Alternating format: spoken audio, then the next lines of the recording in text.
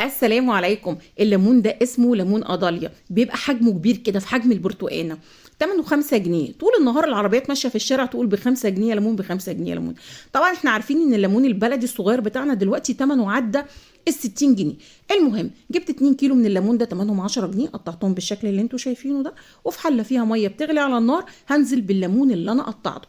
حلو الكلام، حلو الكلام. هسيبه بقى قد ايه على النار؟ هسيبه حوالي 10 دقايق لحد ما القشره بتاعته تبتدي تطرى شويه. همسكها بايدي كده ادوس عليها الاقيها طريت كده، يبقى كده تمام. نطفي بقى على النار، وبعد كده هننشله من الميه اللي احنا سلقناه فيها، هنحطه كده في بوله، وبعد كده هحط له معلقتين كبار من هريسه الشطه، جزرايه كبيره مبشوره، ونقلب كل الكلام ده مع بعضه.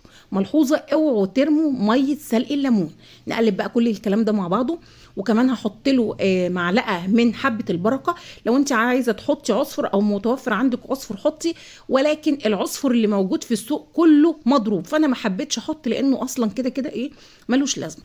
نقلب بقى كل الكلام ده مع بعض، ونكون مجهزين البرطمان بتاعنا الحلو النظيف المتعقم، ونفضي فيه الليمون. طيب الميه اللي احنا سلقنا فيها الليمون هناخد منها حوالي لتر، وهنحط فيه 3 معالق كبار من الملح.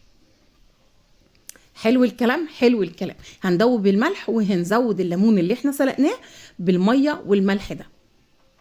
اظن مفيش اسهل وابسط واوفر من كده. 2 كيلو ليمون تمنهم 10 جنيه، عملناهم هناكل منهم تاني يوم الصبح هتلقي الليمون ده زبده. يا رب يكون الفيديو عجبكم وافادكم. اما بقى الميه اللي احنا سلقنا فيها الليمون دي كنز، تزودي بيها صابون المواعين. لو انت ممكن تحطيها تعبيها في كيس وتحطيها في الفريزر. لو انت مثلا منضفه طيور وعايزه تنقعيها في ميه وليمون، ممتازه، بتضيع ريحه الصفاره.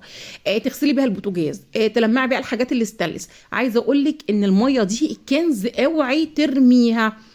وبس كده، وشكرا ليكم، والسلام عليكم ورحمه الله وبركاته.